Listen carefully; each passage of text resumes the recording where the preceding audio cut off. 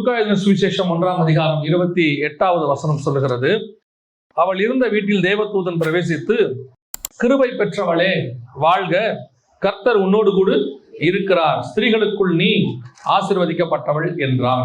இது ஒரு வாக்குத்தத்தம். பொதுவாக இந்த ஸ்திரீகளுக்குள் ரூபவதி, ஸ்திரீகளுக்குள் கிருபை பெற்றவளே இப்படின்லாம் சொல்றது பைபிளை பொறுத்த வரைக்கும் நேரடியாக பெண்ணை குறித்து சொல்லப்பட்டிருந்தாலும் அங்க சொல்லப்படுகிறது.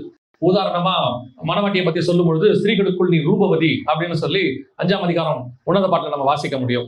இங்கே சொல்லும் போது ஸ்திரீகளுக்குள் நீ ஆசீர்வதிக்கப்பட்டவள் அப்படின்னு சொல்லப்பட்டிருக்கிறார்.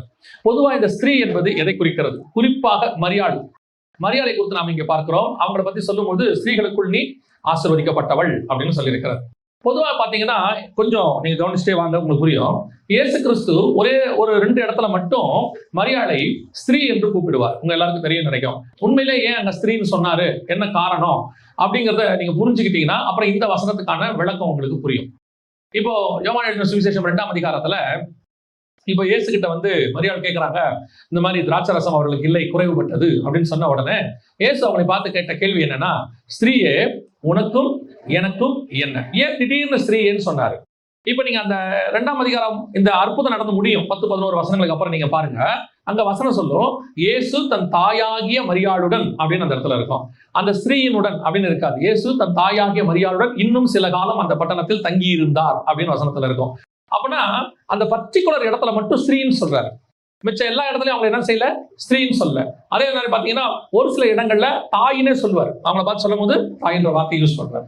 அப்படின்னா ஏன் அந்த இடத்துல மட்டும் ஸ்திரீ அப்படின்னு சொன்னாரு அப்படின்னு பாத்தீங்கன்னா, இவங்க திராட்சரசம் வந்து கேட்கறாங்க. கானாவூர் கல்யாணத்துக்கு பின்னாடி இருக்கக்கூடியதான ஆவிக்குரிய சத்தியம் அது. அவங்க யூதர்களுக்கு திராட்சரசம் வந்து கேட்கறாங்க. திராட்சரசம் என்பது உடன்படிக்கை. ஏன் இவங்கிட்ட வந்து கேட்கறாங்க? நீங்க நல்லா கவனிச்சு பாருங்க. இயேசு கிறிஸ்து என்ன பந்தி விசாரிப்புக்காரரா? இல்ல இயேசு கிறிஸ்து அதுக்கு முன்னாடி அற்புதம் செய்திருக்கிறாரா? வசனம் சொல்லுது அதுதான் முதலாம் அற்புதம் அப்படின்னு இருக்கு. இயேசு அதுக்கு முன்னாடி அற்புதமே செய்யல. ஏன் இவர்கிட்ட வந்து திராட்சரசம் கேட்கறாங்க? இவங்களுக்கு திராட்சரசம் இல்ல அப்படின்னா ஆவியானவர் ஏவுகிறார், போய் திராட்சரசம் கேளு அப்படின்னு சொல்லி. திராட்சரசம் என்பது எதற்கான அடையாளம்னா உடன்படிக்கைக்கான அடையாளம். இப்ப இயேசு சொல்றாரு ஸ்திரீயே. ஸ்திரீங்கிறது எதை குறிக்குது அப்படின்னு கேட்டா சபை, சர்ச். இப்போ ஆதியாகமத்தின் புஸ்தகம் 3ஆம் அதிகாரம் நீங்கள் 15வது வசனத்தை வாசிக்கும் பொழுது அந்த இடத்துல ஒரு தீர்க்க தரிசனம் சொல்லப்பட்டிருக்கிறது. என்ன சொல்லப்பட்டிருக்குன்னா, உனக்கும் ஸ்திரீக்கும் உன் வித்துக்கும் அவள் வித்துக்கும் பகை உண்டாக்குவேன் அப்படின்னு இருக்கிறது. இது என்ன ப்ராபசினா, உனக்கும் சபைக்கும், சபையின் வித்து இயேசு கிறிஸ்து. சபையின் வித்து யாரு? ஸ்திரீகளின் வித்தா பிறந்தவர் இயேசு. அந்த இடத்துல சர்பத்தின் வித்து என்பது அந்தி கிறிஸ்து. சோ அது ஒரு தீர்க்க தரிசனம். அப்ப ஸ்திரீ என்பது சபையை குறிக்கிறது. அந்த சபைக்கு அடையாளமா ஸ்திரீயின் வித்தா தான் இயேசு பிறந்திருக்கிறார். அதனாலதான் அந்த அம்மா வந்து அங்க நிக்கிறாங்க. அந்த அம்மா வந்து கேட்கறாங்க, இவங்களுக்கு திராட்சரசம் வேணும் அப்படின்னு உடன்படிக்கை கேட்கறாங்க, யூதர்களுக்கு கேட்கறாங்க. அதனாலதான் இயேசு அந்த அம்மாவை பார்த்து ஒரு வார்த்தை சொன்னாரு, ஸ்திரீயே உனக்கும் எனக்கும் என்ன? ஏன்னா நீ வந்து யூதர்கள் சபையா வந்து நிக்கிற, நீ என்ன கேட்கிற சொல்லிட்டு இயேசு சொன்னாரு, என் வேலை இன்னும் வரவில்லை. ஆனா யோவான்ல பாருங்க, அந்த திராட்சரசத்தை எடுத்து கொடுக்கும் போது வேலை வந்தது என்று அறிந்து அவர் திராட்சரசத்தை எடுத்து கொடுத்தார் அப்படின்னு இருக்கும். இன்னொரு இடத்துல சொல்வாரு, வேலை வந்தது என்று சொல்லி திராட்சரசத்தை எடுத்து கொடுத்தார். அப்ப இயேசு இங்க கானாவூர் கல்யாணத்துல வேலை வரவில்லைன்னு சொன்னது எதுனா, கம்யூனியன் கொடுக்கிறது, ராபோஜனம் கொடுக்கிறது. அதைத்தான் கேட்கிறாங்க அந்த அம்மா, எனக்கு திராட்சரசம் கிடைக்குமா, யூதர்களுக்கு கிடைக்குமா? அப்ப இந்த அம்மா இவர் இந்த வார்த்தையை சொல்லிட்டார், உனக்கும் எனக்கும் என்ன? நியாயப்பிரமாண சபைக்கும் திராட்சரசத்துக்கும் என்ன கிடையாது, சம்பந்தம் கிடையாது, இது புதிய ஏற்பாட்டு சபைக்குரியது, என் வேலை இன்னும் வரவில்லை அப்படின்னு உடனே இந்த அம்மா கோச்சிக்கிட்டுல போயிருக்கணும். அடுத்து இந்த அம்மா ஒரு வார்த்தை என்ன சொன்னாங்கன்னா, அவர் உங்களுக்கு என்ன சொல்லுகிறாரோ அதோட அர்த்தம் என்னன்னா, அதுக்கு முன்னாடி சுத்திகரிப்பு நடந்துச்சு, கல்யாணத்துக்குள்ள போயிருக்கான், எல்லாம் சுத்திகரிப்பு பண்ணிட்டு, அது என்ன முறைமையின்படினா மோசையின் முறைமையின்படி எல்லாம் எப்படி போயிருக்கிறான், நியாயப்பிரமாண முறைமையின்படி. இப்ப இந்த அம்மா சொல்றாங்க, உங்களுக்கு திராட்சரசம் வேணும்னா, உடன்படிக்கை வேணும்னா, இவர் உங்களுக்கு என்ன சொல்லுகிறாரோ அதன்படி செய்யுங்க. ஏன்னா இது வரைக்கும் அவங்க செஞ்சதெல்லாம் மோசே சொன்னது, இனிமேட்டு இயேசு சொல்லுகிறபடி செய்யுங்க, உங்களுக்கு உடன்படிக்கை கிடைக்கும்னு அர்த்தம். சோ அதைத்தான் அந்த கானாவூர் கல்யாணத்துல நடக்குது. அதுக்கப்புறம் நடக்கிற ஒவ்வொரு சம்பவமும் அதுக்கேற்ற மாதிரி தான் இருக்கும். அவர் ஏன் தண்ணியை நிரப்ப சொன்னாரு, ஏன் கற்சாடி நிரப்ப சொன்னாரு, ஏன் பிந்தின ரசம் ரொம்ப சுவை உள்ளதா இருந்தது, இப்படி ஒவ்வொருத்துக்கு பின்னாடியும் ஒரு காரணம் இருக்கிறது இந்த இடத்துல. சோ இப்ப நமக்கு தேவை ஸ்திரீ. இப்ப இந்த இடத்துல வசனம் என்ன சொல்லுது, ஸ்திரீகளுக்குள் வசனம் இங்க சொல்றாங்க, கிருபை பெற்றவளே கர்த்தர் உன்னோடு கூட இருக்கிறார், ஸ்திரீகளுக்குள்ளே நீ ஆசீர்வதிக்கப்பட்டவள். அதோட அர்த்தம் என்ன? நமக்கு ஸ்பிரிச்சுவலா அதோட அர்த்தம் என்னன்னா, இந்த சபைக்கு கர்த்தர் கொடுக்கிற வாக்குத்தத்தம், நீங்கள் கிருபை பெற்றவர்கள், நீங்கள் கிருபை பெற்றவர்கள், கர்த்தர் உங்களோடு கூட இருக்கிறார், ஸ்திரீகளுக்குள்ளே நீங்கள் ஆசீர்வதிக்கப்பட்டவர்கள். அதோட அர்த்தம் என்னன்னா, எல்லா சபைகளுக்குள்ளேயும் கர்த்தர் உங்களை ஆசீர்வாதமாக வைத்திருப்பார் என்றதான் அர்த்தம். ஸ்திரீகளுக்குள்ளே நீங்கள் ஆசீர்வதிக்கப்பட்டவர்கள், இதுதான் கர்த்தர் உங்களுக்கு கொடுக்கிறதான வாக்கு தத்தம். சபை இருக்கிறது, ஆனால் சபை கர்த்தருடன் இருக்கிறதா? அதான் கேள்வி. கர்த்தர் உன்னோடு கூட இருக்கிறார் அப்படின்னு அர்த்தம். இன்னைக்கு சபை இருக்கு, அநேக சபைகள் இருக்குது. எல்லா சபையிலும் கர்த்தர் இருக்கிறாரா? கர்த்தர் சபைக்கு உள்ளே இல்லைங்கிறதுக்கு வசனம் நிறைய இருக்குது. கர்த்தர் இல்லைன்றதுக்கு என்ன இருக்கு? வசனம் நிறைய இருக்கு. இப்போ நீங்க 3ஆம் அதிகாரம் வெளிப்படுத்தின விசேஷம் 20ஆம் வசனத்தை வாசிச்சு பாருங்க. வசனம் சொல்லுது, அவர் வாசப்படியில் நின்று கதவை தட்டுகிறார். அப்படின்னா அவர் எங்க போயிட்டாரு? சபைக்கு உள்ளே இல்ல, சபைக்கு வெளியே நிக்கிறார்னு அர்த்தம். அப்படிதானே இருக்கு. எசேக்கியேல் புத்தகம் 8ஆம் அதிகாரம் 6ஆம் வசனத்தை வாசித்து பாருங்க. வசனம் சொல்லுது, மனுபுத்திரனே, இவர்கள் செய்கிறதை காண்கிறாயா? என் பரிசுத்த ஸ்தலத்தை விட்டு என்னை தூரமாய் போகும் பண்ணும்படியான காரியத்தை இந்த ஜனங்கள் செய்கிறார்கள், இஸ்ரவேல் வம்சத்தார் செய்கிறார்கள் இருக்கு. சோ சபைக்குள்ள தேவன் இருக்கிறாரா? கர்த்தர் உன்னோடு கூட இருக்கிறார். அந்த இடத்துல வசனம் சொல்லுது, கிருபை பெற்றவளே, சபையே நீ கிருபை பெற்றவள். உங்களுக்குள்ளே கர்த்தருடைய கிருபை ஒன்று இருக்கிறது. அந்த கிருபையில உங்களுக்கு ஒரு நிச்சயம் இருக்குது. என்ன இருக்கு தெரியுமா? கர்த்தர் உன்னோடு கூட இருக்கிறார். இது ஒண்ணுதாங்க ரொம்ப இம்பார்ட்டன்ட் வாழ்க்கையில, ஆவிக்குரிய வாழ்க்கையில. நம்ம கூட கர்த்தர் இருக்கிறாராங்கிறத செக் பண்ணிட்டே இருக்கணும் எப்பவும். நம்ம ஓடும் போது பல நேரத்துல கர்த்தர் கூட இருக்கிறாரா நமக்கு தெரியாது. இப்ப பாருங்க, இஸ்ரவேல் ஜனங்கள் கிளம்பி வந்தாங்க எகிப்துல இருந்து. வரும்போது தேவன் கூடவே வந்துகிட்டு இருந்தாரு. அப்புறம் 32, 33ஆம் அதிகாரத்துல அவங்க வந்து தப்பு செஞ்சிடறாங்க. செஞ்ச பிறகு ஆண்டவர் ஒரு வார்த்தை சொன்னாரு, இனி நான் உங்களோட கூட வரமாட்டேன், ஒரு தூதனை அனுப்புறேன்னு சொல்றாரு. இப்ப மோசே சொல்றாரு, தூதனை அனுப்புறதுனா நாங்க போகவே இல்லை, நீங்க வரதான் வாங்க. அப்போ தூதனும் கூட வர முடியும், கர்த்தரும் வர முடியும். யார் வர்றாங்கிறத இப்ப முக்கியம். பல சபைகளுக்கு கர்த்தருடைய கிருபை இருக்கிறது, ஆனால் கர்த்தர் இருக்கிறாரா? கர்த்தர் இப்ப சவுல்கிட்ட கர்த்தருடைய கிருபை இருந்துச்சு, ஆனா 38 வருஷம் ராஜாவா வச்சிருந்தாரு. ஆனா கர்த்தர் கூட இருந்தாருன்னா இல்ல, பிசாசு கூட இருந்துச்சு. பிசாசு கூட இருந்துச்சு. வசனம் சொல்றது, கர்த்தரால் ஏவப்பட்ட ஒரு ஆவி அவனுக்குள் வந்தது. இப்ப ஆனா அவர் ராஜாவா தான் இருக்கிறான், இஸ்ரவேலுக்கு ராஜாவாக இருக்கிறார். அதைத்தான் நான் உங்களுக்கு சொல்லுகிறேன். பல நேரத்துல கர்த்தர் நம்மோடு கூட இருக்கிறாரா என்று நாம் ஆராய்ச்சி பண்ணிக்கொள்ள வேண்டும். அதான் வசனம் சொல்லுது 1 கொரிந்தியர் 11 நம்மை நாமே நிதானித்து அறிந்தோமானால் நாம் நியாயம் தீர்க்கப்படும். 1 கொரிந்தியர் 11:31 இருக்குது. நம்மை நாமே நிதானித்து அறிந்தோமானால் நாம் எப்பவுமே கொஞ்சம் செக் பண்ணிக்கணும். கர்த்தர் என் கூட இருக்கிறாரா? கர்த்தர் என் கூட இருக்கிறாரா? நிறைய பேருக்கு ஒரு எண்ணம் என்ன, நான் சர்ச் போறேன், ஆண்டவர் வந்து தசம காணிக்கெல்லாம் கொடுக்குறேன், வார வாரம் போயிட்டு வரேன், கர்த்தர் கூட இருக்கிறார். கர்த்தர் கூட இருக்கிறார் என்பதை நீங்கள் கணக்கு பண்ணக்கூடாது. கர்த்தர் சொல்லணும், நான் உங்க கூட இருக்கிறேன்னு. நாம சொல்லிட்டே இருப்போம், கர்த்தர் கூட இருக்கிறாருன்னு. சிலர் அபிஷேகம் கூட பெற்றுவாங்க, அந்நிய பாஷையெல்லாம் பேசுவாங்க. அந்நிய பாஷை பேசின பிறகு கூட கர்த்தர் அவங்களை விட்டு போயிடுவாரு. நீங்க எபிரேயர் நிருபத்தில் வாசிக்கும் போது ஆண்டவர் சொல்றாரு, இனி வரும் பலன்களை அறிந்து பரிசுத்த ஆவியை பெற்று பின்வாங்கி போவானால் மீட்கப்படுவது கூடாத காரியம் இருக்கு. அதுக்கப்புறமா கர்த்தர் போறதுக்கு வாய்ப்பு இருக்கு. அப்போஸ்தலனாக அழைக்கப்பட்டவன் தான் யூதாஸ் காரியர். கர்த்தர் அவனை விட்டு போய்விட்டார்னு இருக்குது. சாத்தான் உள்ளே புகுந்தான் இருக்கு. நம்மகிட்ட எப்பவுமே ஒரு கன்ஃபர்மேஷன் இருந்துட்டே இருக்கணும், கர்த்தர் கூட இருக்கிறாரா, கர்த்தர் கூட இருக்கிறாரா. பல நேரத்துல எனக்கு ஆண்டவர் சொல்லி கொடுக்கிறது, இந்த கழுதைக்கு முன்னாடி நிறைய விரிச்சாங்க. எருசலேமுக்குள்ள வரும்போது கிளைகள் எல்லாம் உடைச்சு போட்டாங்க, துணியெல்லாம் விரிச்சாங்க, எல்லாம் பண்ணாங்களாம். கழுதை நினைச்சுக்கிச்சான் எல்லாமே யாருக்கு தான் போடுறாங்க, நமக்கு தான் போட்டுக்கிட்டு இருக்காங்க அப்படின்னு. ஒரு 1/2 மணி நேரம் கழிச்சு பார்த்தா கழுதையை ஒரு வயலும் மதிக்கல. கழுதைய ஒரு வயலும் மதிக்கல. போட்ட துணி இருக்கு, உடைச்சு போட்ட கிளை இருக்கு, எல்லாம் இருக்கு, ஒரு வயலையும் காணோம். இந்த கழுதை நினைக்குது, இப்ப என்ன அப்ப வந்த மாதிரியே தானே இப்போ வந்தேன், நான் போயிட்டு இருக்கிறேன், ஏன் யாரையும் காணோம். ஒண்ணு தெரிஞ்சுக்கணும், அவங்க கிளைய உடைச்சு போட்டது, துணியை விரிச்சது எல்லாமே கழுதைக்காக இல்ல, கழுதை மேல உட்கார்ந்து இருக்கிறவருக்காக. மேல உட்கார்ந்து இருக்கிறவர் கூட இருக்கிற வரைக்கும் தான் கழுதைக்கு மரியாதை. மேல இருக்கிறவர் கீழே இறங்கிட்டாருன்னா எந்த கழுதைக்கு இங்க மரியாதை இல்ல. ஜனங்களும் கொண்டாந்து துணியை விரிச்சிருவாங்க, கிளைய உடைச்சிருவாங்க, ஒரே சந்தோஷம். ஏன்னா உடைச்சு போட்டதெல்லாம் பார்த்த உடனே கழுதை நினைச்சுக்கோ, இத்தனை நாளைக்கு இருந்தோம், ஒரு நாள் கூட நமக்கு இவ்வளவு சாப்பாடு யாரும் கொடுத்தது இல்ல, ஒரு நாள் கூட இவ்வளவு கிளையை உடைச்சு யாரும் போட்டதில்லை, எவ்வளவு கிளை, சாப்பிட முடியாத அளவுக்கு ஆசீர்வாதம் அப்படின்னு நினைச்சுக்கிச்சு கழுதை. ஆண்டவர் சொல்றாரு, இறங்காம பாத்துக்கோ, நான் இறங்கிட்டேன், நீ தொலைஞ்ச. கர்த்தர் கூட இருக்கிறாரா என்பதை செக் பண்ணிட்டே இருக்கணும். பல நேரங்களில கர்த்தர் கூட இருக்கிறத நம்ம செக் பண்றது இல்ல, நினைச்சுக்கிறோம். சிம்சோன்கிட்ட இருக்கிற பெரிய குறைய என்னன்னா, பரிசுத்த ஆவி வரும்போது அவனுக்கு தெரியும், அவன் மேல கர்த்தருடைய ஆவியானவர் வரும்போது அவனுக்கு தெரியும், ஆனா ஆவியானவர் போகும்போது அவனுக்கு தெரியாது. ஒரு தடவை ஆவியானவர் இறங்கும்போது சொல்றான், ஆவியானவர் என் மேல் இறங்கினார், ஒரு கழுதை தாடையை வச்சு அத்தனை பேர் அடிச்சு உடைச்சிட்டான், முடிஞ்சிச்சு. இன்னொரு தடவை ஆவியானவர் இறங்கினார், இப்பவும் சொல்றான், 2 கதவை ஒட்டச்சு எல்லாம் பண்ணி அப்படியே எல்லாம் செய்யறான்.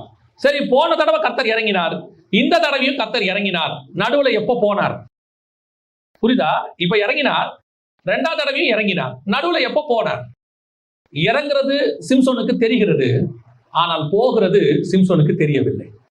இன்னைக்கு நிறைய ஊழியங்களிலும் நிறைய விசுவாசிக்கிட்டையும் நிறைய ஆவிக்குரிய சபைகளையும் இதுதான் பிரச்சனை. இறங்கும் போது தெரியுது ஆவியானவர் இறங்குறாரு, அப்படியே உங்களுக்கு தெரியும் நினைக்கிறேன், நல்ல ஆவியில நிறைஞ்சு அந்நிய பாஷை பேசி கையை தட்டி எல்லாம் ஓகே ஃபைன், ஆவியானவர் இறங்குறாரு. அடுத்த தடவை திருப்பியும் ஆவியானவர் இறங்குறாரு, எப்ப போனார்? நடுவில் எப்ப போனார்? அப்போ நம்ம கிட்ட அதை செக் பண்ணிட்டே இருக்கணும், ஆவியானவர் இருக்கிறாரா, எனக்குள்ள இருக்கிறாரா. அதனாலதான் பாவம் செஞ்ச உடனே தாவீது ஓடி போய் சொல்றான், உங்களுடைய ஆவியை என்னை விட்டு எடுத்து விடாதீங்க, 51 சங்கீதத்துல சொல்றான், என்னுடைய ஆவியை என்னை விட்டு எடுத்துறாதீங்க. ஏன்? அவனுக்கு தெரிஞ்சு போச்சு, ஆவியானவர் போகிற நிலைமைக்கு நான் வந்துட்டேன். இதுதான் சவுலுக்கும் தாவீதுக்கும் உள்ள வித்தியாசம். தன் மேல் உள்ள அபிஷேகம் போனது சவுலுக்கு தெரியவில்லை. 2வது வருஷமே கர்த்தர் சொல்லிட்டாராம், கர்த்தர் உன்னை தள்ளினார்னு சொல்லி. ஆனா சவுலுக்கு தெரியல பாருங்க. 38 வருஷம் தெரியாமையே இருந்திருக்கிறான். 38 வருஷம் தெரியாமே இருந்திருக்கிறான். அப்படியே அம்பான்னு ராஜாவா இருந்திருக்கிறான். ஆனால் தாவீதுக்கு ஒரு பாவம் செஞ்ச உடனே தெரிஞ்சிருச்சு, கர்த்தர் போயிட்டாரு. தீர்க்கதரிசி வந்து சொன்ன உடனே அவனுக்கு தெரிஞ்சிருச்சு, இல்ல மிஸ்டேக் நடக்குது, இந்த கர்த்தர் கூட இருக்கிறார் அப்படிங்கிறது ரொம்ப முக்கியம். அடுத்து கர்த்தர் கொடுக்கிற வாக்குத்தத்தம் என்ன? அப்படி கூட கர்த்தர் உங்க கூடவே இருந்தார்னா எல்லா சபைகளுக்குள்ளேயும் கர்த்தர் உங்களை ஆசீர்வதிக்கப்பட்டவராக வைப்பார். இதான் ஆசீர்வாதத்துக்கு வழி. இன்னைக்கு ஆசீர்வாதத்துக்கான வழி தெரியாம தான் நம்ம தவிச்சுட்டே இருக்கிறோம். ஆசீர்வாதம் எப்படி சபை ஆசீர்வாதமா இருக்கும்? சபை எப்படி வளரும்? யோர்தானை கடந்து வரும்போது கோலும் கையுமாய் வரும்பொழுது ஒரு சிலரை தவிர வேற யாருமே இருந்திருக்க மாட்டார்கள். கொஞ்சம் பேர் தான் இருந்திருப்பாங்க. அப்பதான் கர்த்தர் வாக்கு பண்றாரு, நீ ஆசீர்வதிக்கப்பட்டவனா இருப்ப. சில நேரத்தில் ஆண்டவர் சொல்லும் போது நம்மளால நம்ப முடியாது. அது சில ஆசீர்வாதங்களை கர்த்தர் கொடுக்கும்போது நம்மளால என்ன செய்ய முடியாது? வாக்குத்தத்தத்தை கொடுக்கும்போது நம்மளால என்ன செய்ய முடியாது? நம்ப முடியாது. இப்போ மரியாள் அதே மாதிரி கேட்கறாங்க பாருங்களேன். அவரு ஒரு வார்த்தை கேட்கறாங்க, வாசிங்க. 34வது வசனம் வாசிங்க. லூக்கா 1:34. அதற்கு மரியாள் தேவதூதனை நோக்கி, இது எப்படி ஆகும்? அப்ப என்ன அர்த்தம்? எப்பா நீ எனக்கு ஒரு வாக்குத்தத்தம் சொல்ற. 32ல இருந்து 30ல இருந்து 34 வரைக்கும் வாக்குத்தத்தம் கொடுக்கிறார். எல்லா வாக்குத்தத்தத்தையும் மரியாள் கேட்டாங்க. அவன் எப்படி ஆசீர்வாதமா இருப்பான், என்ன குழந்தை பிறக்கும், குழந்தை எப்படி இருக்கும், எல்லாம் கேட்டு முடிச்சுட்டாங்க. எல்லா வாக்குத்தத்தத்தையும் கொடுத்த பிறகு மரியாளுக்கு ஒரு சந்தேகம் இருக்கு, இது எப்படி ஆகும்? சான்ஸே இல்லப்பா. ஏன்? எனக்கு இன்னும் புருஷனே தெரியாது, நியமிக்கப்பட்டிருக்கான் ஒருத்தன், நான் இன்னும் புருஷனோட சேரவே இல்லை, எப்படி எனக்கு குழந்தை பிறக்கும்? இது சாதாரணமாய் நாம் கேட்கக்கூடியதான ஒரு கேள்வி. ஆவிக்குரிய விதத்துல யோசிச்சு பாருங்க. ஆண்டவர் வந்து வாக்கு பண்ணியிருப்பார். ஒவ்வொரு ஊழியக்காரனுக்கும், ஒவ்வொரு சபைக்கும், ஏன் ஒவ்வொரு விசுவாசிக்கும் கர்த்தர் வாக்கு தத்தம் பண்ணுகிறார். நான் எப்பவும் சொல்வேன், வாக்கு தத்தம் இல்லை என்றல்ல, வாக்கு தத்தத்தை நாம் எப்படி சுதந்திரிக்கிறோம்ங்கிறதா முக்கியம். வாக்கு தத்தத்தை கண்மூடித்தனமா நம்ப கூடாது. சிலர் என்ன செய்வானா, நீ எப்படி இருந்தாலும் கர்த்தருடைய ஆசீர்வதிப்பாருமா, வாக்கு தத்தம் பாங்க. அப்படிலாம் இல்ல பைபிள்ல, அந்த மாதிரிலாம் இல்ல. நாம எப்படி இருக்கிறோமோ அதுக்கேற்ற மாதிரி கர்த்தர் நம்மளை என்ன செய்யறாரு? ஆசீர்வதிக்கிறார். உண்மை உள்ள மனுஷன். அப்ப உண்மை இல்லைன்னா எப்படி? நீ உண்மை இல்லாட்டி கர்த்தருடைய ஆசீர்வதிப்பாருன்னா எப்படி நம்ப முடியுமா? இத வாக்குத்தத்தத்தை சோதரிக்கிறதுக்கு சில கட்டளைகளை கர்த்தர் வச்சிருக்கிறார். அதான் பைபிள்ல இருக்குன்னு வச்சுக்கோங்களேன். இப்ப அந்த வாக்குத்தத்தத்தை ஆண்டவர் சொல்லும் போது சுதந்திரிக்கக்கூடிய நிலையில் நாம் இருக்க மாட்டோம். கர்த்தர் நம்ம கிட்ட ஒண்ணு சொல்லும் போது அது நடக்கக்கூடிய நிலையில் நாம் இருக்க மாட்டோம். நம்மளால அதை நம்பவே முடியாது. என்ன வச்சு எப்படி இது நடக்கும்? என்ன வச்சு எப்படி செய்வீங்க? இப்ப யோசேப்பை பார்த்து ஆண்டவர் சொன்னாரு, 11 பேர் உன்னை வணங்குவாங்க, உன் தாய் தகப்பன் வணங்குவாங்க. நம்பவே முடியாது. எப்படி வணங்குவாங்க? இஸ்ரவேல் முறைப்படி தாய் தகப்பன் யாரும் வணங்க முடியாது, பையனை வணங்க முடியாது. இது நடக்குமா? சான்ஸே இல்லை. இப்ப அடுத்த சம்பவம் என்ன? அதுக்கான எந்த விதமான சிம்டமும் கிடையாது. ஒரு அடையாளம். இதைத்தான் மரியாள் கேட்கிறாங்க, புருஷனை அறியேன்னு. எப்பா நீ சொல்ற வாக்குத்தத்தம்லாம் சரி, எப்படி நடக்கும்? இப்ப நான் ஆண்டவர் சொல்றதை உங்களுக்கு நான் சொல்றேன். ஒருவேளை இந்த சபை இவ்வளவு பெருசா இருக்குது, இவ்வளவு பேர் வந்திருக்கிறாங்க, இதெல்லாம் இதுவரைக்கும் இருந்தது. ஆனால் கர்த்தர் கொடுக்கிற வாக்குத்தத்தம், இனி சபைகளுக்குள்ளே நீங்கள் ஆசீர்வதிக்கப்பட்டிருப்பீர்கள். இது கர்த்தர் கொடுக்கிறது. சபைகளுக்குள்ளே நீங்கள் ஆசீர்வதிக்கப்பட்டிருப்பீர்கள். அப்ப ஆசீர்வாதம்னா என்ன? இன்னைக்கு கடைசி காலத்துல ஊழியத்துல ஆசீர்வாதம்னா என்ன? நல்லா தெரிஞ்சுக்கொள்ளுங்க. ஆசீர்வாதத்துக்கும் தேவைக்கும் வித்தியாசம் இருக்கு. ஆசீர்வாதத்துக்கும் தேவைக்கும் வித்தியாசம் இருக்கு. இன்னைக்கு தேவையை ஆசீர்வாதமாய் நினைக்கிற ஒரு கூட்டம் இருக்கு. இப்போ இவ்வளவு பெரிய சர்ச்ல உட்காந்துருக்கோம். ஆரம்பத்துல ஒரு சின்ன வீட்டுக்குள்ள இருந்திருப்பீங்க நான் நினைக்கிறேன். மேபி ஒரு சின்ன இடத்துக்குள்ள இருந்திருப்பீங்க இல்லையா? எனக்கு தெரியாது பாஸ்டர் எதுல ஆரம்பிச்சாங்கன்னு தெரியாது. ஒரு சின்ன இடத்துல ஆரம்பிச்சிருப்பீங்க. அங்க இவ்வளவு மைக்கோ இவ்வளவு ஸ்பீக்கரோ தேவைப்பட்டிருக்காது. ஆரம்பிக்கும் போது பெரிய பெரிய ஸ்பீக்கர் வச்சிருந்தீங்களா? இல்ல. அன்னைக்கு இல்ல. இன்னைக்கு இவ்வளவு ஸ்பீக்கர் தேவை, கண்டிப்பா தேவை. இந்த ஸ்பீக்கர் தேவை, இந்த டிவி தேவை, இந்த மைக் தேவை, இவ்வளவு லைட்ஸ் தேவை, இது எல்லாமே தேவை. இது தேவை, இது ஆசீர்வாதம் இல்லை. இது என்னது? தேவை, இது ஆசீர்வாதம் இல்லை. அப்ப இது ஆசீர்வாதமாய் இருக்காது. It's NEET. நீடு ஒரு நாளும் ஆசீர்வாதமாய் மாறவே மாறாது. நாம தான் கர்த்தர் கொடுக்கும்போது கர்த்தரை ஆசீர்வதிச்சு. ஆண்டவர் சொல்றாரு, ஆசீர்வாதம் வேறு, இது தேவை. உன் தேவையை நான் சந்தித்திருக்கிறேன். இப்ப நாளைக்கு இந்த கூட்டம் இன்னும் பெருசாகும், இன்னும் இடம் தேவைப்படும், இதை விட பெரிய இடம் தேவைப்படும். கண்டிப்பாக கர்த்தர் அதை தருவார். இடம் ஆசீர்வாதமே இல்லைங்க, இடம் தேவை. எவ்வளவு இடம் தேவை கர்த்தர் கொடுத்து போய்வாரு. உனக்கு எவ்வளவு வேணும்? 50,000 பேர் உட்கார்ந்து வேணுமா? எடுத்துக்கோ. ஆனால் 50,000 பேர் வேணும் என்பது என்னுடைய தேவை அல்ல. 50,000 பேர் கர்த்தர் கொடுத்தா அன்னைக்கு அந்த இடத்தையும் கர்த்தர் கொடுப்பார். அப்போ ஆசீர்வாதம்னா என்ன? இப்போ உங்களுடைய ஒரு ஸ்கூல் நடத்துறாங்க, ஸ்கூல்காரங்க ஸ்கூல் நடத்துறாங்க. அந்த ஸ்கூல்ல 500 பேர் படிக்கிறாங்க வச்சுக்கோங்க. 480 பேர் ஃபெயில், 20 பேர் பாஸ். இப்ப யார் ஆசீர்வாதம்? இது ஆசீர்வாதமா? 1500 பேர் படிச்சு 1480 பேர் ஃபெயில் ஆகி 20 பேர் பாஸ் ஆகிறது ஆசீர்வாதமா? இன்னொரு ஸ்கூல் இருக்குது, 200 பேர் படிக்கிறாங்க, 200 பேரும் பாஸ், 100% பாஸ். எது ஆசீர்வாதம்? இப்ப புரியுதா? ஆவிக்குரிய வாழ்க்கையில சபை எந்த அளவுக்கு ஆயத்தப்படுகிறதோ அதுதான் ஆசீர்வாதம். நீங்க கிறிஸ்துவை சந்திப்பதற்கு சபை ஆயத்தப்பட்டிருக்குதா? சர்ச்சுக்கு வந்தும் ஒருத்தன் பரலோகத்துக்கு போகாம சபை நடக்குதுன்னா அந்த சபை இருந்து என்ன பிரயோஜனம்? ஆனா உன் சபைக்கு வரும்போது 4 பேர் சாட்சி சொல்லணும், அந்த சபைக்கு போங்க, சத்தியத்துல அந்த சபை நடக்குது, அங்க போனா கண்டிப்பா பரலோகத்துக்கு போயிடலாம், உங்க சபை மேல நம்பிக்கை வருது பாத்தீங்களா? அதுதான் ஆசீர்வாதம். எத்தனையோ பெண்கள் இருந்த போதும் மரியாள் மேல பரலோகத்துக்கு ஒரு நம்பிக்கை வந்துச்சு இல்ல, இயேசுநாதரை இந்த வயித்துல கொடுத்தோம்னா கரெக்டா பெத்து அந்த அம்மா கொடுத்துருவாங்கன்னு.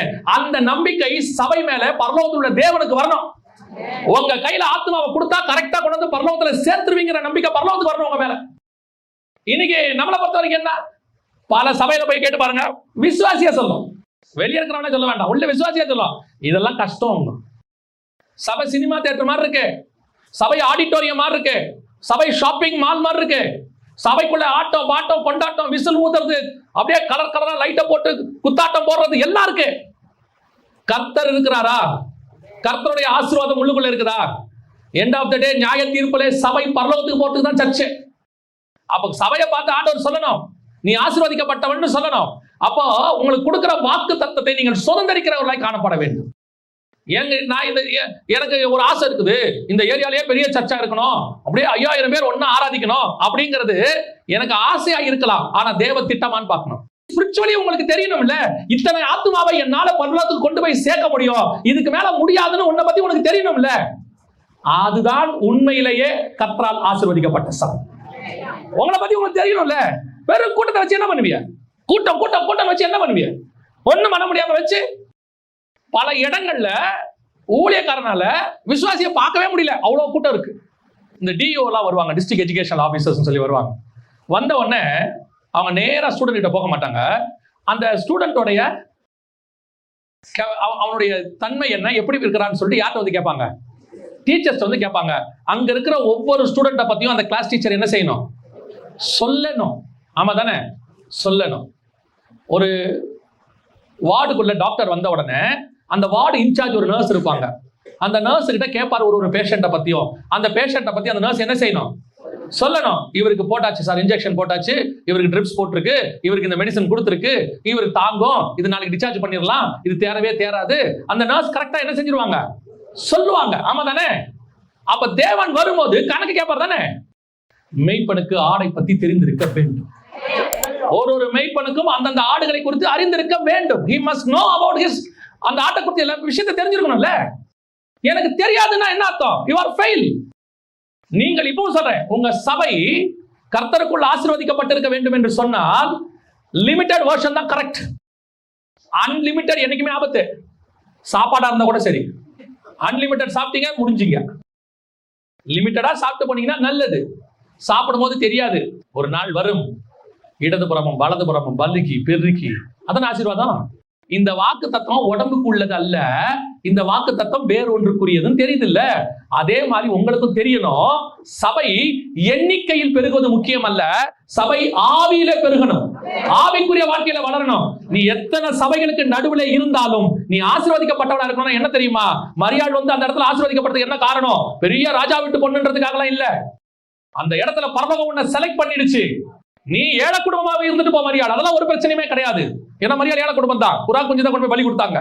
ஏழை குடும்பமா இருந்துட்டு போ, என்ன வேணா இருந்துட்டு போ மரியாள். ஆனா உன்னை நான் செலக்ட் பண்ணிருக்கேன். எதுக்கு தெரியுமா? உன்னை கோடீஸ்வரி ஆக்கிறதுக்கு அல்ல, ராஜாவை பெற்றெடுப்பதற்காக உன்னை நான் செலக்ட் பண்ணிருக்கேன். இன்னைக்கு அதுதான் சர்ச். சபை என்பது கோடீஸ்வரர்களை உருவாக்குற இடம் அல்ல, இயேசு ராஜாவுக்கு மனவாட்டிகளை உருவாக்குகிற இடம். நீ மனவாட்டியா மாறணும். இந்த வாக்கு தத்தங்கள் எதுவும் பூமிக்குரிய ஆசீர்வாதத்தை சுதந்திரிப்பதற்காக கொடுக்கப்படவே இல்லை. இந்த வாக்குத்தங்கள் அத்தனையும் வானத்துக்குரிய ஆசீர்வாதத்தை சுதந்திரிப்பதற்காக கொடுக்கப்பட்டது. அப்ப பூமியில எனக்கு ஆசீர்வாதமே இல்லையா? இப்போ சொல்றேன், பூமியில இருக்கிறதுக்கு பேர் ஆசீர்வாதம் இல்லை, நீட், தேவை. உங்களுக்கு ட்ரெஸ் தேவை, கர்த்தர் கொடுக்கிறார். ஒரு நாள் உங்களுக்கு சைக்கிள் தேவைப்பட்டது, கர்த்தர் கொடுத்தார். 2 வீலர் வண்டி தேவைப்பட்டது, கர்த்தர் கொடுத்தார். ஒரு நாள் உங்களுக்கு கார் தேவைப்பட்டது, கர்த்தர் கொடுத்தார். இது எல்லாமே நீடு.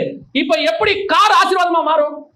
ஒரு நாள் வரும், உனக்கு என்ன தேவையோ அதை பரலோகம் கொடுக்கும். புரியுதா உங்களுக்கு? பரலோகம் கொடுக்கலன்னு திருப்பி சொல்ல, need is different from blessing. இப்ப என்ன பண்ணிட்டாங்க கடைசி காலத்துல? உங்கள் நீட பிளெஸிங்கா மாத்திட்டாங்க. ஆசீர்வாதமா மாத்திட்டு அந்த தேவையே ஆசீர்வாதம் ஆசீர்வாதம் சொல்லி சொல்லி சொல்லி நீங்கள் எது ஆசீர்வாதம்ன்றதை தெரியாம போயிட்டீங்க. ஸ்திரீகளுக்குள் நீ ஆசீர்வதிக்கப்பட்டவள் அப்படின்னா என்ன அர்த்தம்? Not about the world. உலகத்துல இருக்கிற எந்த ஸ்திரீயை விட மரியாள் ஆசீர்வதிக்கப்பட்டாங்க சொல்லுங்க. மரியாள் ஆசீர்வதிக்கப்பட்டாங்க. இன்னைக்கு மரியாள் ஆசீர்வாதமா இருக்காங்களா இல்லையா? உலகத்துக்கே மரியாள் என்னவா இருக்கிறாங்க? ஆசீர்வாதமா இருக்காங்க. எந்த விதத்துல? எந்த விதத்துல? பணக்காரங்களானதுனாலயா? அவங்க பணக்காரங்களா? இல்ல. வீடு வாங்கினதுனாலயா? இல்ல. இஸ்ரவேல் தேசத்தை சுதந்திரிச்சதுனாலயா? இல்ல. அவங்க எதுல ஆசீர்வாதமானாங்க தெரியுமா? இயேசுவை பெற்றெடுத்ததுனால. அந்த பிளெஸிங் தான் உங்களுக்கு எனக்கு இருக்குங்கிற. இப்படி இருக்கும் பொழுது உலகத்தில் தேவையையும் அவர் சேர்த்து கொடுப்பதற்கு வல்லமை உள்ள தேவனாக இருக்கிறார். இதையும் தருவார். இப்ப என்ன தராம விட்டுட்டாரு நமக்கு? எந்த ஆசீர்வாதத்தை கர்த்தர் இல்லைன்னு சொல்லி இருக்கிறாரு? இல்ல ட்ரெஸ் கொடுக்காம விட்டாரா? சாப்பாடு கொடுக்காம விட்டுட்டாரா? போதுங்கிற அளவுக்கு தான் சாப்பாடு கொடுத்திருக்காரு. போதுங்கிற அளவுக்கு தான் ட்ரெஸ் இருக்கு.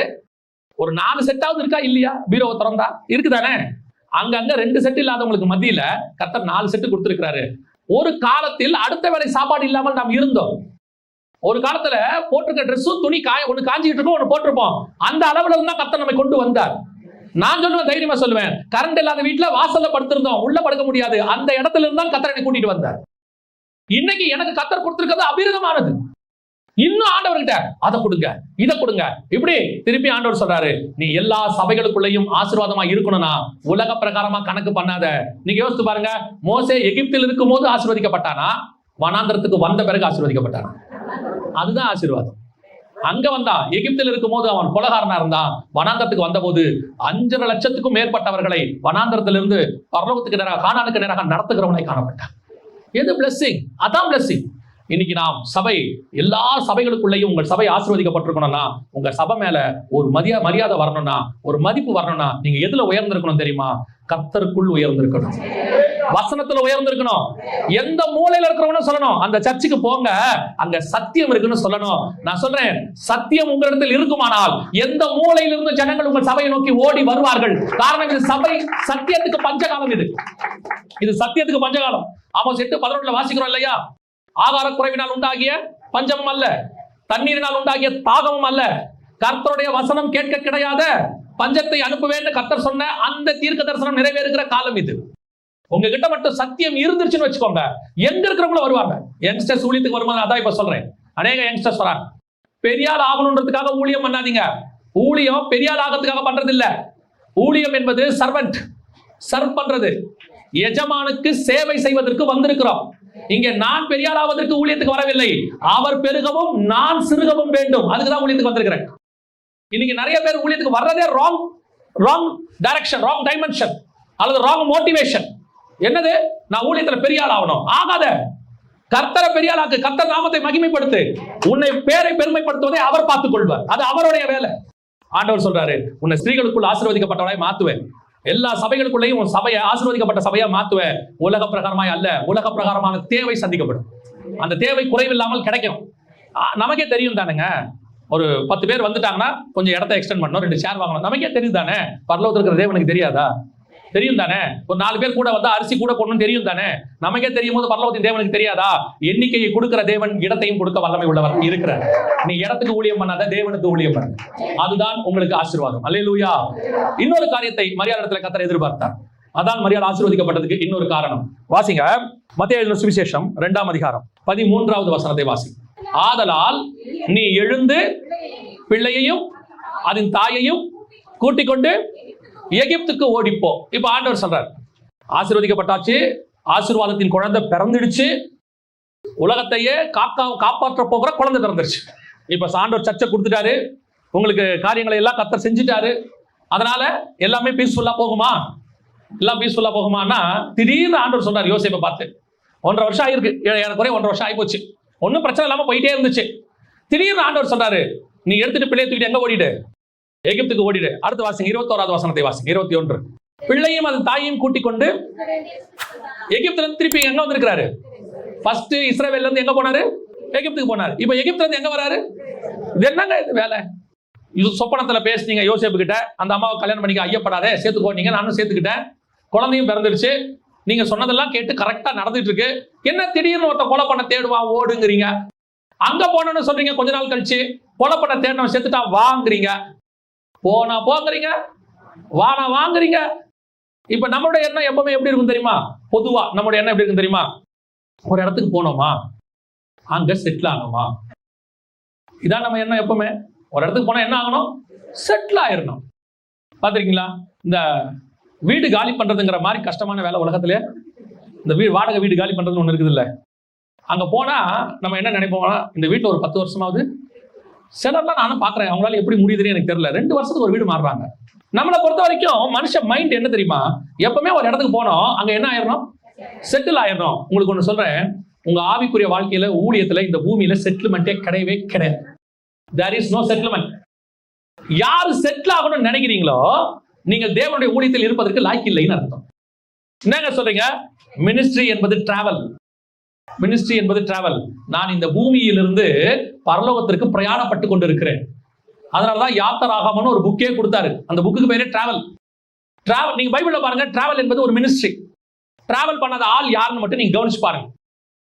நோவால இருந்து டிராவல் பண்ண ஆரம்பிப்பாங்க, அராரத் மலையில இருந்து. அடுத்து 11ஆம் அதிகாரத்துல கிழக்கை நோக்கி எல்லாம் டிராவல் பண்ணுவாங்க. புரியுதா? அடுத்து 12ஆம் அதிகாரத்துல ஆபிரகாம் டிராவல் பண்ணுவார். அடுத்து யாக்கோபு டிராவல் பண்ணுவார். இஸ்ரவேலர்கள் டிராவல் பண்ணுவாங்க. நான் சொன்னது இருக்குதான பைபிள்ல? இஸ்ரவேலர்கள் 400 வருஷம் டிராவல் பண்ணுவாங்க. ஒரு கொஞ்சம் வருஷம் அங்க இருப்பாங்க, திருப்பி ஆண்டவர் அவங்க துரத்தி விட்டுருவாரு. யோசேப்பு டிராவல் பண்ணுவாரு, இயேசு டிராவல் பண்ணுவாரு. பவுலின் பிரயாணங்கள்ட்ட மேப்பே இருக்குது பின்னாடி. ஏன்னா பிரயாணம் என்பது ஸ்பிரிச்சுவலி சொல்லணும்னா, we are traveling from பூமியில இருந்து வானத்துக்கு, பரலோகத்துக்கு டிராவல் பண்றோம். ஒண்ணு தெரியணும், கர்த்தர் என்னை போக சொல்ற இடத்துக்கு நான் போயிட்டே இருப்பேன். கர்த்தர் சொல்லுகிறத நான் செஞ்சுக்கிட்டே இருப்பேன். நான் ஒரு வழிபோக்கன், நான் ஒரு அகதி, நான் ஒரு பரதேசி. அந்த எண்ணம் மைண்ட்ல இருந்துட்டே இருக்கணும். நான் சொல்லல, ஆபிரகாம் சொல்றார். எபிரேயருக்கு நிருபம் 11ஆம் அதிகாரம் 13ல இருந்து வாசிங்க பார்ப்போம். யாரை பத்தி தெரியுமா? ஆபிரகாம், ஈசாக்கு, யாக்கோபு 3 பேரை பத்தி இருக்கு. இவர்கள் எல்லாரும் வாக்குத்தத்தம் பண்ணப்பட்டவைகளை அடையாமல் தூரத்தில் அவைகளை கண்டு நம்பி அணைத்துக் கொண்டு என்ன இருக்கு? பூமி மேல் தங்களை அந்நியர்னா என்ன தெரியுமா? ஸ்ட்ரேஞ்சர். அந்நியர்னா ஃபாரினர், அகதி, நாடோடி அப்படின்னு இருக்கு. பூமியின் மேல் தங்களை அந்நியரும் பரதேசிகளும் என்று அறிக்கையிட்டு, ஸ்ட்ரேஞ்சர்ஸ், ஃபாரினர்ஸ். நாங்கள் இந்த பூமிக்கு அந்நியராக இருக்கிறோம், நாங்கள் இந்த பூமிக்கு பரதேசிகளாக இருக்கிறோம். எங்களுக்கு ஒன்று வரப்போகிறது, அதுதான் எங்களுக்கு நிரந்தரமானது. அந்த தாட்டோட தான் ஓடணும். எதுவும் இங்க என்ன கிடையாது, நிரந்தரம் கிடையாது. we are all strangers, we are all foreigners. அந்நியரும் பரதேசிகளுமாய் இருக்கிறோம். எனக்கு ஒரு டாஸ்க் கொடுக்கப்பட்டிருக்கு, இந்த பூமிக்கு நான் வந்திருக்கிறேன். அந்த பூமியில இருக்கிற வரைக்கும் நான் செய்வேன். செஞ்சு முடிச்சனா என் ஓட்டத்தை முடித்து விட்டு எனக்கு ஒன்று நியமிக்கப்பட்டிருக்கிறது, அதை நான் வாஞ்சையாய் தொடருகிறேன். என்ன போ சொன்னா போகணும், என்ன வா சொன்னா வரணும். நீ பவுல சொல்லுவார் ஆண்டவர், பொட்டு போவார், போயிட்டே இருப்பான். பவுல விடவா நீங்களும் நான் அந்த பூமியில பெரியாது? ஒரு கமெண்ட்ல எழுதியிருக்கிறாங்க, ஆய்வறிக்கையில ஒன்று எழுதியிருக்கிறாங்க. பவுல் சொல்றாரு இல்லையா, நஷ்டமும் குப்பையும் என்று விட்டேன் அப்படின்னு சொல்றாருல்ல. அவர் எவ்வளவு விட்டார்னு எழுதியிருக்கிறாங்க. இந்திய மதிப்புக்கு இன்னைக்கு லெவலுக்கு எவ்வளவுன்னு எழுதியிருக்கிறாங்க. அது அவங்க எழுதி 10 வருஷம் ஆச்சு. இப்போ இன்னும் அதிகமா இருக்கும். எவ்வளவு தெரியுமா? குறைஞ்சபட்சம் 10,000 கோடி ரூபாய் இருக்குமா.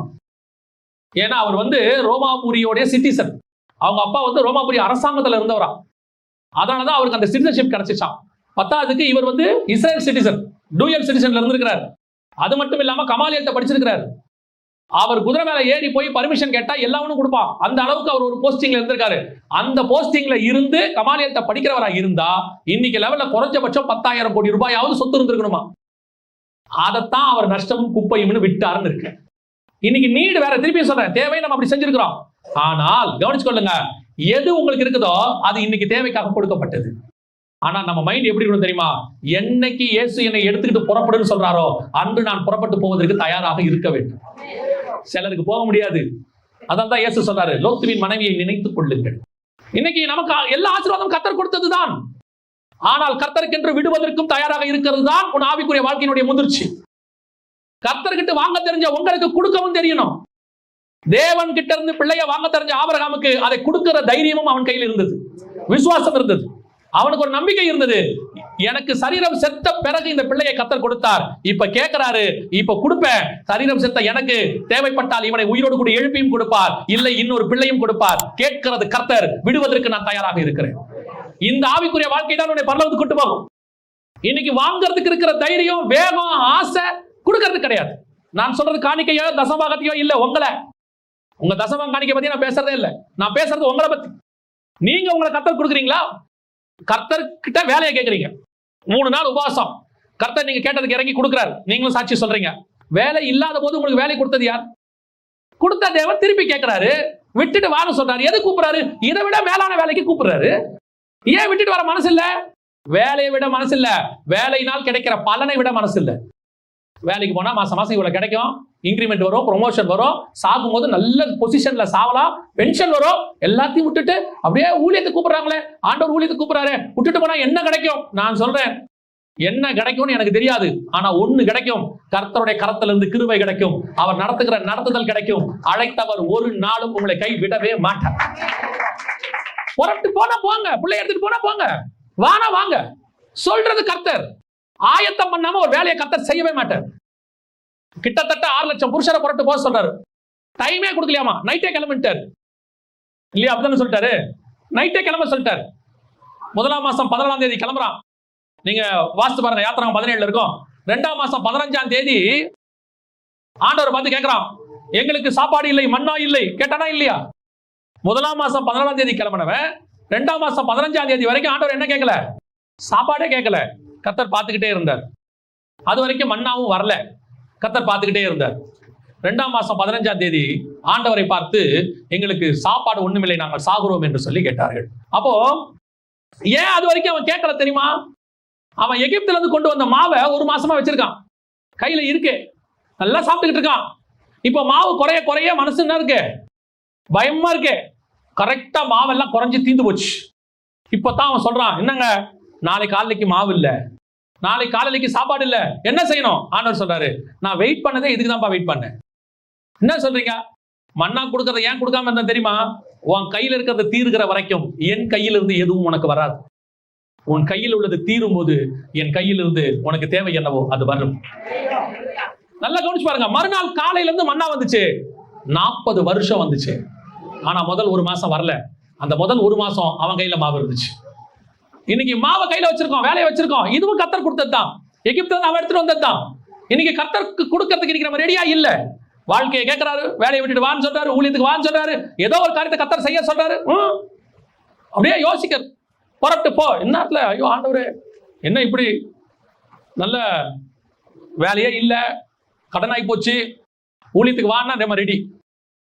அதுவே வெளிநாட்டுல வேலை, மாசம் 1 லட்ச ரூபா சம்பளம், வான்னா யோசிக்கிறது. ஜாப் பண்ணிட்டு இருக்கோம். என்ன ஜாப் பண்றீங்க? 3 வருஷமா ஜாப் பண்றோம். கர்த்தர் ஊழியத்தை கன்ஃபார்ம் பண்ணணும். ஒண்ணு மட்டும் சபை நினைச்சுக்கணும், உங்களை கர்த்தர் போ சொல்றாருன்னா அதுக்கு ஒரு காரணம் இருக்கு, உங்களை வா சொல்றாருன்னா அதுக்கு ஒரு காரணம் இருக்கு. கர்த்தர் என்ன சொல்லுகிறாரோ அதன்படி செய்யுங்க. ஆண்டவர்கிட்ட கேள்வியே கேட்காதீங்க. எனக்கு தெரிஞ்சு ஆண்டவர்கிட்ட நீங்கள் கேள்வி கேட்காம இருக்கிற வரைக்கும் நல்லது. ஏன் தெரியுமா? நமக்கு என்ன தேவை, என்ன செய்யணும், எப்படி நடத்தணும், இன்னைக்கு இல்ல, தாயின் கருவில் உருவாகும் முன்னே கர்த்தர் எல்லாத்தையும் ரெடி பண்ணி வச்சுட்டார். 400 வருஷத்துக்கு முன்னாடியே ரெடி பண்ணிட்டாராம் இஸ்ரவேலுக்கு.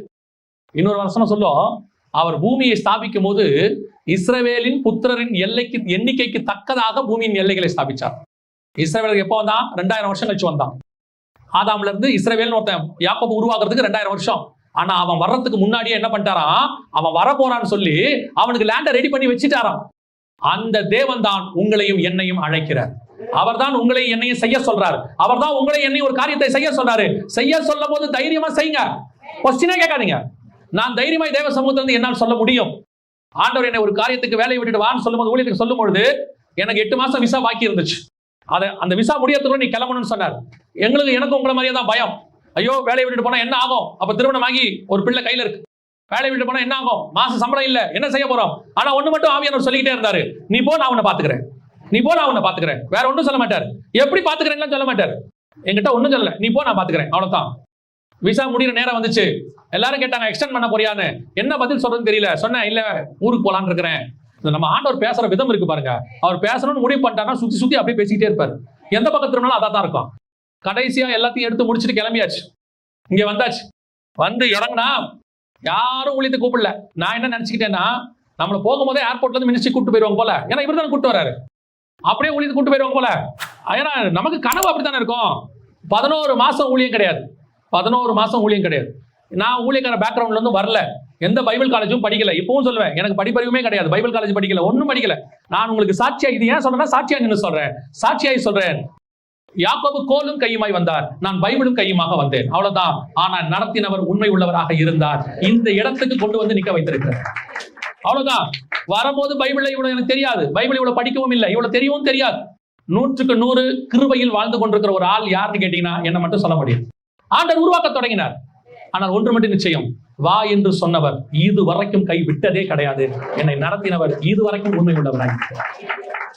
எனக்கெல்லாம் முன்னாடி என்ன இருக்குன்னே தெரியாதுங்க. எங்க அப்பா பாஸ்டர் கிடையாது, எனக்கு ஊழியம் கிடையாது, எதுவுமே தெரியாது. யாருக்கிட்டையும் நான் அசிஸ்டண்டாவும் இருந்ததில்லை, ஒண்ணுமே தெரியாது. எந்த பைபிள் காலேஜும் படிக்கல. வந்து வேலையை விட்டுட்டு சென்னைக்கு வந்தார், வந்துட்டேன், அவ்வளவுதான்.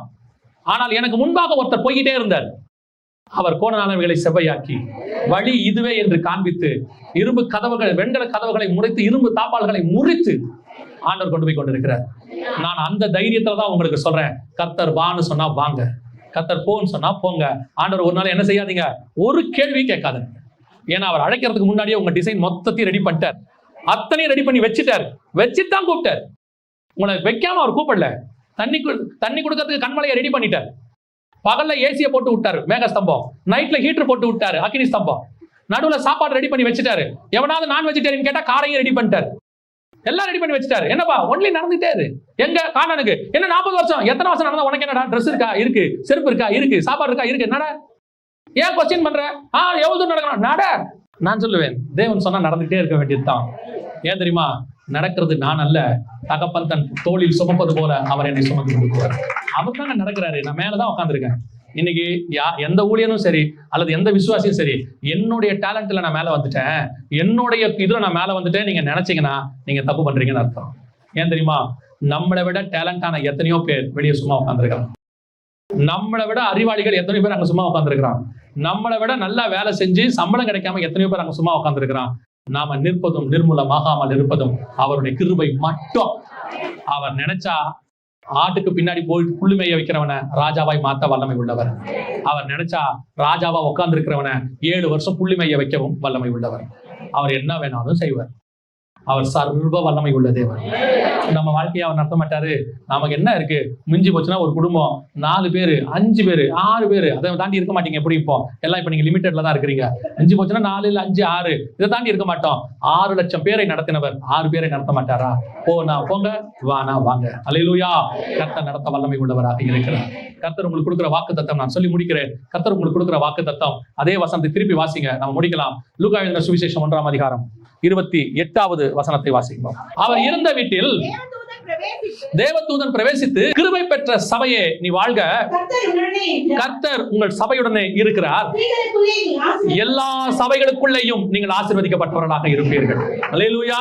விசுவாசத்தை துவக்கினவர் முடிக்கவும் வல்லமை உள்ளவராய் இருக்கிறார். அல்லேலூயா. உங்களை துவக்கினவர் முடிக்கவும் வல்லமை உள்ளவராய் இருக்கிறார். நம்ம ஜெபம் பண்ண போகிறோம். எல்லாரும் இந்த ஊழியத்தை ஆசீர்வதிங்க. ஆண்டவரே, வானத்திலிருந்து நீங்க என்ன இவங்களுக்கு வச்சீங்களோ அதை சுதந்திரிக்கட்டும். அப்பா, இவங்களுக்கு என்ன ஆசீர்வாதத்தை வச்சீங்களோ அதை அவங்க சுதந்திரிக்கட்டும். ஆண்டவரே, என்ன நோக்கத்துக்காக அழைச்சிங்களோ அதை அவங்க சுதந்திரிக்கட்டும். ஆண்டவரே, எந்த ஓட்டத்தை அவங்க தொடங்கினாங்களோ முடிவு பரியந்தம் ஓடட்டும். ஆண்டவரே, அவர்களுக்கு விரோதமாய் உருவாக்கப்படுகிற எல்லா ஆயுதங்களும் வாய்க்காதே போவதா. இது என் ஊழியக்காரனுக்கான சுதந்திரம் என்று நீர் சொன்னீர். ஆண்டவரே, ஊழியத்தின் பாதைகள் இன்னும் என்ன எல்லைகள் எல்லாம் பெரிதாக்க போறீங்களோ, இன்னும் அவரை நம்பி என்னென்ன காரியங்கள் செய்ய போறீங்களோ அத்தனையும் தந்து ஆசீர்வதிங்கப்பா. ஆண்டவரே, தேவைகளை சந்திங்க. ஆண்டவரே, ஒரு குறைவில்லாதபடி பாதுகாத்துக் கொள்ளுங்க. எந்த ஒரு காரியத்துக்கு முன்னாடி ஊழியக்காரர் கலங்கி தியங்கி நிற்காதபடி கர்த்தர் வேலி அடைப்பீரார். ஊழியக்காரருடைய கரங்கள் ஏந்துகிற கரங்களாய் இராதபடி கொடுக்கிற கரங்களாய் மாற்றுவீரார். உடைய மகிமையுள்ள கரத்தில் எங்களை தாழ்ந்திருக்கிறோம்.